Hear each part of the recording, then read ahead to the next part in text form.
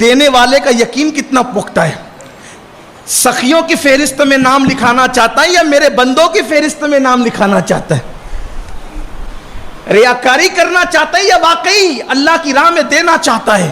یہ ریاکاری نہیں کہ آپ اعلان کرو کہ میں نے اتنا دیا، یہ ریاکاری نہیں. ریاکاری یہ ہے اس نیت سے اعلان کرواؤ کہ لوگ مجھے دیکھ کر سخی کہیں، اس میں کچھ نہیں ملنا ہے. اگر اس نیت سے اعلان کراؤ گے کہ میرے اعلان کو سن کر میرے بازوں میں بیٹھا ہوا بھی اعلان کرے گا تو آپ کا بھی ثواب ملے گا، اس کے ثواب میں کمی بغیر اس کا ثواب بھی اللہ آپ کو عطا فرمائے گا.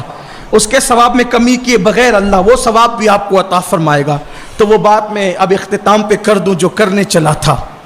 مسجد کی تعمیر بڑی عظیم چیز. ایک بادشاہ کے دل میں خیال آیا کہ میں نے مسجد بنانی ہے، تعمیر کرنی، مسجد تعمیر کرنی. اب بادشاہ تھا، اس کو کمی کیا تھی؟ مسجد بنانے کے لیے جگہ کا انتخاب ہوا، تعمیر شروع ہوئی، لیکن اپنی طرح نہیں بنائی اس نے مسجد. جیسے ہم لوگ بناتے ہیں، ادھر مانگ ادھر مانگ، ہے نا.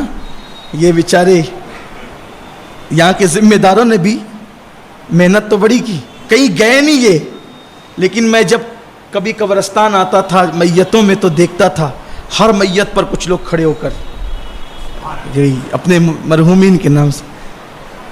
بہت مشکل کام ہے یہ، بہت مشکل کام ہے. دینے والا طبقہ اللہ کی راہ میں اپنے ہاتھ سے کسی کے آگے ہاتھ پھیلائے، آسان نہیں. اور پھر اللہ کی راہ میں مانگنے والوں کو لوگ کتنی حقیر نظر سے دیکھتے ہیں. رمضان شریف میں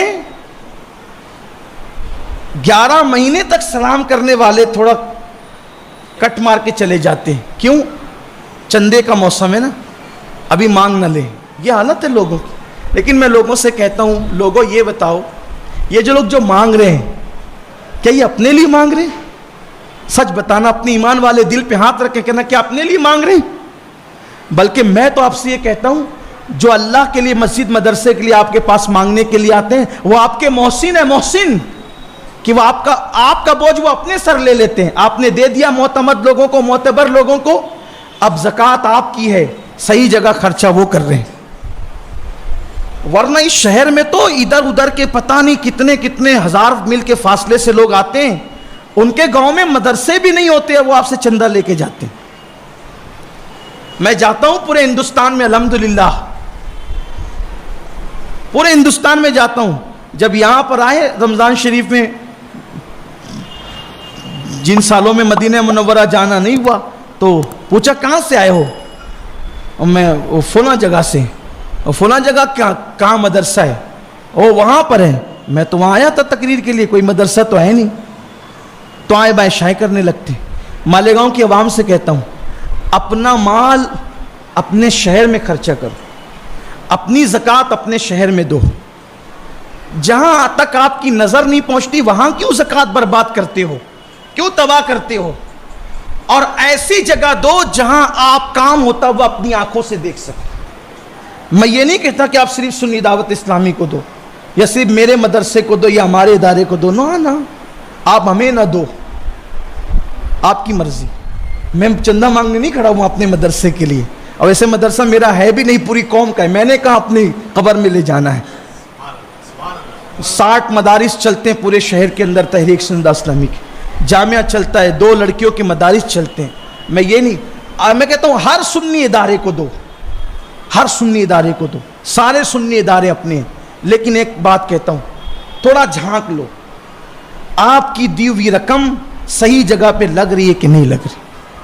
کیونکہ آپ کی زکوٰۃ غریبوں کے لیے ہے، وہ غریبوں پر، دین پر، اسلام پر، شریعت پر خرچ ہونا چاہیے.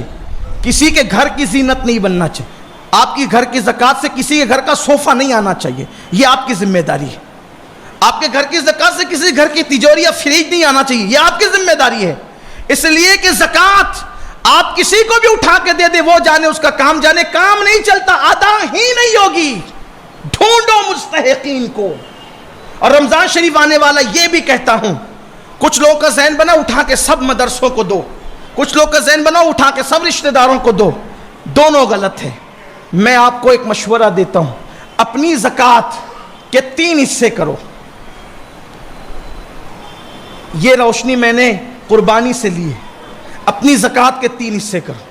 ایک حصہ دینی مدرسوں میں دو جہاں دین کا کام ہوتا ہے, لیکن وہیں جہاں کام ہوتا ہے, یہ جہاں آرام ہوتا ہے وہاں نہیں. کچھ مدرسے واقعی مدرسے ہیں, کچھ مدرسے اسلامی ہوٹل اور ہاسٹل بن گئے ہیں, صرف کھانا اور سونا ہے, کوئی پڑھائی نہیں. وہ آپ دیکھ لیں کہاں آئے, مجھے کچھ پتا نہیں. آپ کی آنکھیں کھلی رہنی چاہیے. اور اللہ کے گھر میں کہتا ہوں کوئی مدرسے کو ٹارگٹ نہیں کر رہا ہوں, یہ بات یاد رکھنا. میں کبھی بھی کسی کو بھی ٹارگٹ کر کے تقریر کرنے کو حرام سمجھتا ہوں, اس لیے کہ آپ نے اتنے بڑے منصب پہ مجھے کھڑا کیا, منبر رسول پہ, میں یہاں آ کے کسی کو ٹارگٹ کروں, غیبت کروں, حرام ہے. امانت ہے آپ تک پہنچا رہا ہوں, لیکن آپ کی زکوٰۃ کے ذمہ دار آپ ہیں. جھانکو کہاں کام ہو رہا ہے وہاں جاؤ. تو ایک دینی مدرسوں میں جہاں دین کا کام ہوتا ہے, ایک اپنے رشتہ داروں پر, اس لیے کہ رشتہ داروں کو زکوٰۃ دینے سے ڈبل ثواب ہے. ایک زکوٰۃ کا, ایک صلہ رحمی کا, ایک حصہ ان کو دو, اور ایک حصہ عام غریب مسلمان کو دو, تو تینوں کا بھلا ہو جائے گا. کیونکہ مدرسے یہ آپ کے چندے سے چلتے ہیں, یاد رکھنا. اور جب تک مدرسے حیات ہیں علم دین حیات ہے, اور جب تک علم حیات ہے انشاءاللہ اسلام زندہ رہے گا. اچھا امام آپ کو مدرسوں سے ملتا ہے, اس کا خیال رکھنا. خیر وہ رمضان شریف کی بات تھی, نکل آئی. عرض کر رہا تھا کہ یہ احسان کرنے والے لوگ ہم پہ, جو اللہ کی راہ میں مانگنے ہمارے پاس آتے ہیں. مدرسہ بن رہا ہے دے دو نا, مسجد بن رہی ہے دے دو نا. لوگ ان کو مکروہ نظر سے دیکھتے ہیں. یہ مکروہ لوگ نہیں ہیں, یہ آپ کو دین پہ ابھارنے والے لوگ ہیں, ورنہ یہ اپنے لیے نہیں مانگ رہے.